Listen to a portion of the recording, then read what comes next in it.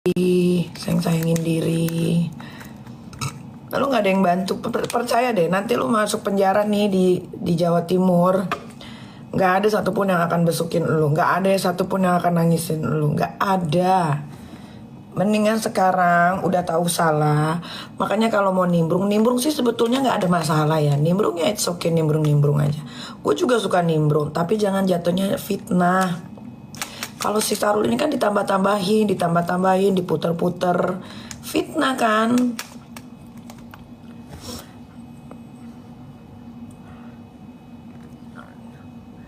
Dan kayak gitu, belajar dari kasus yang sebelumnya. Cuma Nikita Mirzani loh yang masukin Sahrul Bencong itu ke penjara 4 bulan.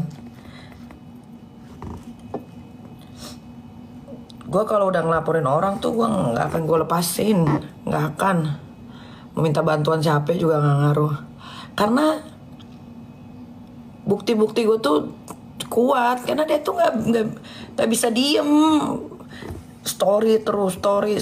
Dia tanpa dia sadari, dia ngasih umpan gitu loh. Ngerti gak sih? Kita kan kalau ribut harus pakai strategi kan. Pakai strategi supaya, apalagi kalau kita udah berani nimbrung urusan orang, kita harus berani mempertanggungjawabkan, ya kan. Bila perlu data yang kita keluarkan itu data yang sebenar-benarnya, bukan yang dibikin-bikin atau ditambah-tambahin. Jangan begitu ribut. Apalagi kalau udah main sosial media, kita ribut harus pakai strategi guys. Kalau kalian udah mau nimbrung kasus orang, setidaknya kalian tahu bukti yang sebenarnya. Jangan kalian ikut-ikutan tapi nggak tahu mau ngapain. Akhirnya rugi sendiri kan.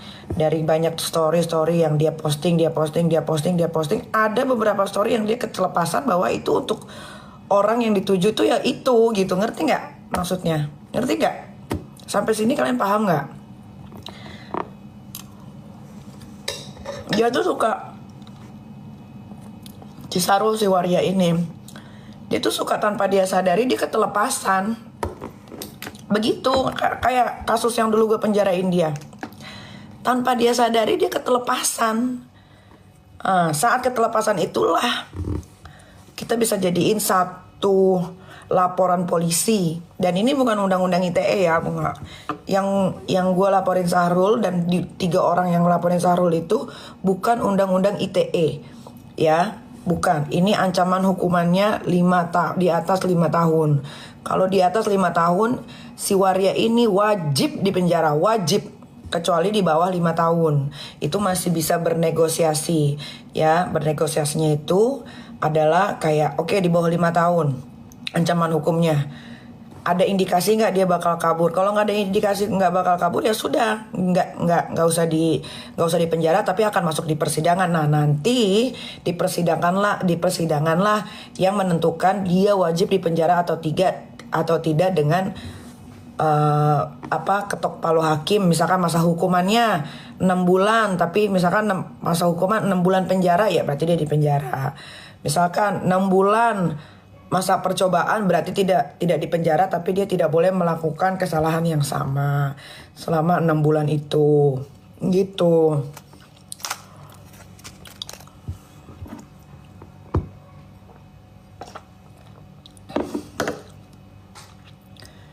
Gak enak tahu di penjara jauh-jauh tuh. Apalagi tahu Sarul si Waria itu yang suka dipanggil mami. Padahal laki dia udah nenek, udah kakek tuh jatuhnya. Kalau nggak pakai filter muka dia busuk banget guys. Itu kok tolong filter aja. Itu juga filter pakai Paris mungkin 10 lapis kali. Entahlah, gue juga bingung deh kenapa dia tuh ngebelain banget skincare berbahaya. Gue nggak ngerti dia dibayar berapa, tapi nggak apa-apa, itu rezeki buat dia ya kan. Karena kan dia lagi bangun rumah, walaupun katanya rumahnya lebih mahal dari rumah gue.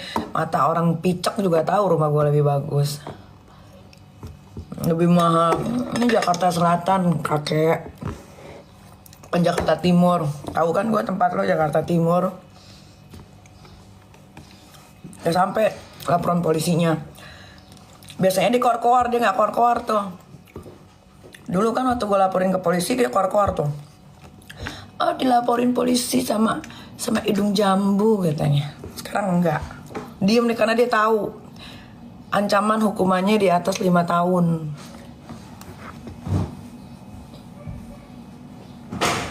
Oke, apa itu?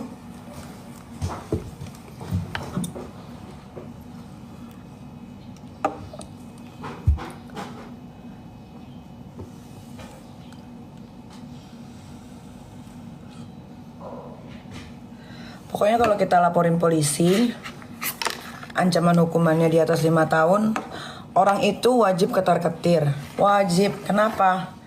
Besar kemungkinan akan ditahan. 99% pasti ditahan. Pasti ditahan. Pasti, nggak mungkin nggak. Kalau hukumannya di atas 5 tahun.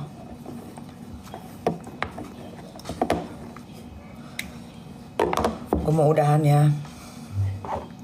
Makanya gue tuh selalu bilang sama orang-orang yang mau berurusan sama gue, bukan gue ini sok jagoan ya. Maksudnya kayak kita kalau mau berperang di mana-mana ya harus punya strategi kita tuh nggak akan bisa dibaca sama lawan. Ngerti nggak? Jadi kalau kalian belum bisa berperang, belum sanggup berperang, diem aja udah. Nonton aja, jadi penonton yang baik. Jangan, nggak ada kok di Undang-Undang Republik Indonesia juga nggak boleh ikut campur urusan orang. Nggak ada. Semua boleh ikut campur urusan orang. Tapi asalkan ketika ikut campur urusan orang, tahu apa yang dibicarakan, bertanggung jawab sama apa yang sudah dilontarkan.